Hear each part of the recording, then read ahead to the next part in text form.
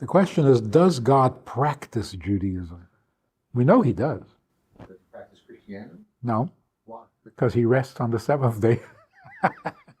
He says, I created the world in 6 days and I rest it's my day of rest. So he practices Judaism. So let me explain this a little. There's a guy named Gerald Schroeder.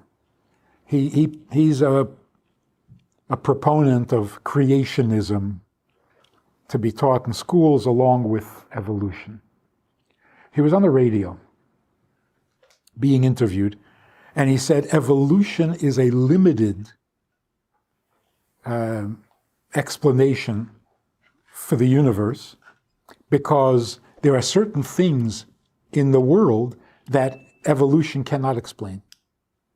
For example, this is the example he gave, human blood has 13 ingredients. If you take the 13 ingredients separately and you combine them one at a time, it will not become, right? They have to come together simultaneously. All 13 have to be there at the same time. They can't evolve. So evolution does not explain how we have human blood. And therefore, creation is a legitimate explanation and it should be taught alongside. So most people called up asking questions about the blood and about other things, and it was a very scientifically advanced conversation. And then some caller sounded like a kid with bad grammar. He said, you know, people used to believe in God because of thunder. Like, who else could make a sound like that? Must be God. Then we found out what thunder is. He says, aren't you doing the same thing? You're right. We don't understand how the human blood so that proves there's a God? Do a little more research, you'll figure it out. So the fact that you can't explain it proves that there's a God? That's so silly. The fact that you can't explain it simply means you can't explain it. You can't draw the conclusion from that there's a God. The guy was stumped. He didn't know what to say. It's a really good question. We can't assume that there's a God because we can't explain something in nature. That's a foolish approach. So, one of the sages once proved the existence of God by arguing, if there was a book and you asked me who wrote this book, and I told you that there was a bottle of ink that spilled and it dried in the shape of these words, sentences, paragraphs, would you believe me? He said, no. He said, so the world, nature is much more complex than a book, and yet you're willing to believe that it happened by accident? So that proves that there's a God. Same problem. Doesn't prove anything. All it shows is that there's something you don't understand. How does that prove anything?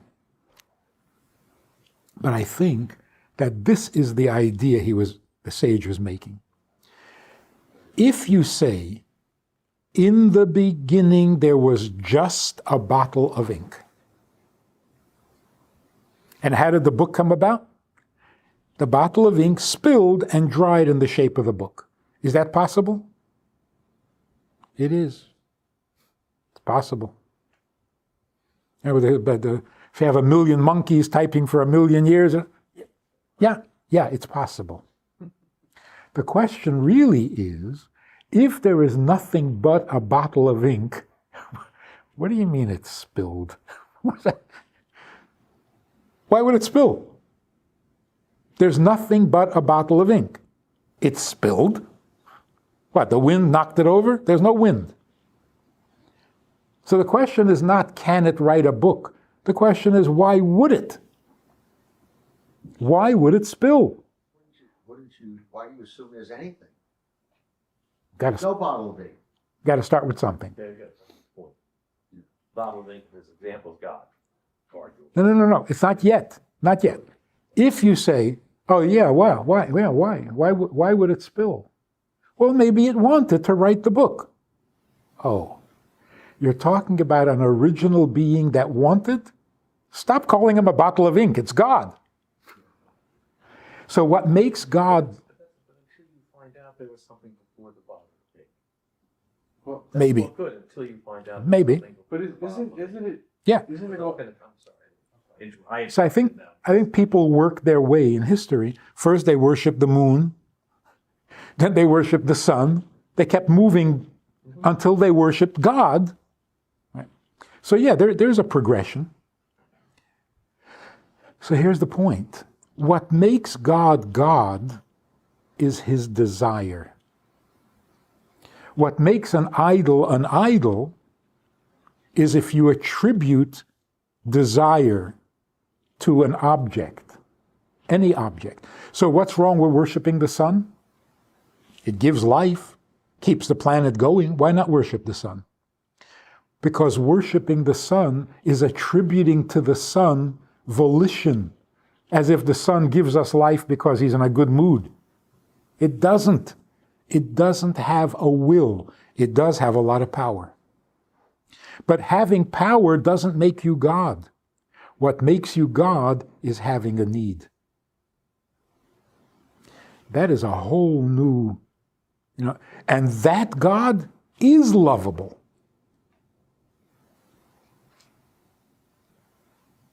But is God really just a standard? In other words, he has a need. We're needed. We act like we're needed, and we fulfill his need. Isn't that a standard? It's not. You can't. It's not a biological thing. It's more of a precept. It's a standard. It is. It's an is. It just is. But that is more real than the table. See, we think God is a concept, which means he's not really real. No. Whatever God is, he's more real than what he produced. Right. But it's still a mindset. It's still. Yeah. In other words, you don't sort of indiscriminately maintain these beliefs. Right. There's some rationality to it, Yes. right? In other words, you have to say, I'm going to take this on faith because No. because of the morality that emanates from it. No. Before we get to faith, the only approach to something that is not physical is intelligence. Because we can't use our senses. When people say, I don't believe anything unless I can see it or touch it or weigh it, well, then you're not intelligent. Then you're a hedonist. If you want to perceive reality through your five senses, then you don't need a brain. Animals do that. The reason we have intelligence, or the real purpose of intelligence, is to enable us to apprehend things that our senses don't. If your mind can't take you beyond your senses, you're just an animal. So the mind enables us to reach a truth that the senses cannot. Because what you can't touch is more real than what you can touch. Give me an example. E equals mc squared is more real than the bomb that it produces. Because the principle is real. From that principle, you can produce a bomb. So the abstract comes before. The theory is always before the product. So it's a theory. It's a belief system. No, it's something that we can approach only through intelligence. Right. not through our senses. Prove the theory. Yes. The manifestation of the theory. Yes, it proves the theory.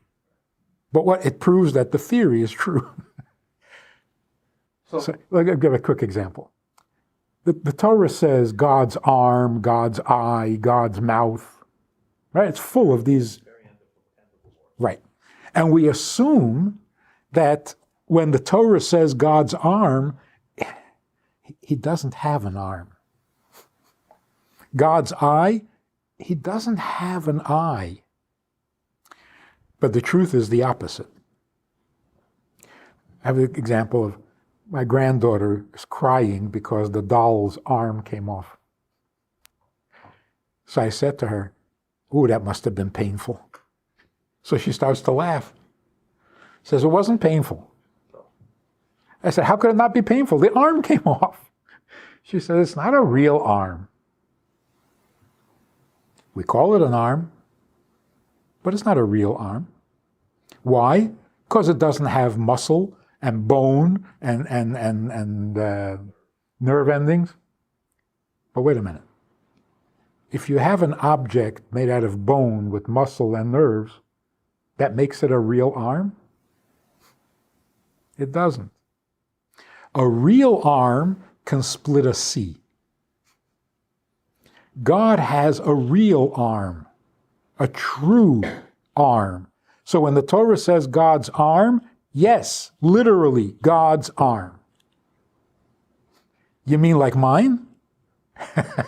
No, because yours is the metaphor.